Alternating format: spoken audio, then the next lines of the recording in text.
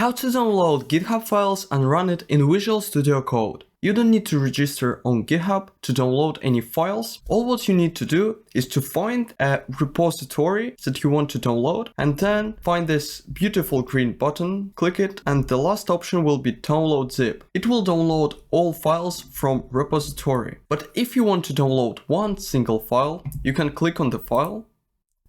Then next to the raw icon, you will see download raw file, or you can click three dots and here you will find download button. I want to download all files from this repository and run them, so I will go back and click download zip.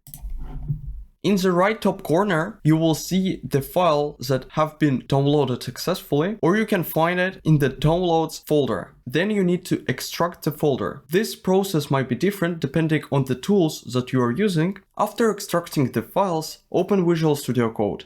In Visual Studio Code, in the left top corner, you should find File button, hover over Open Folder, and choose the folder that you have downloaded. Then click Select Folder. Now you can modify and save the files from the folder. Thanks for watching.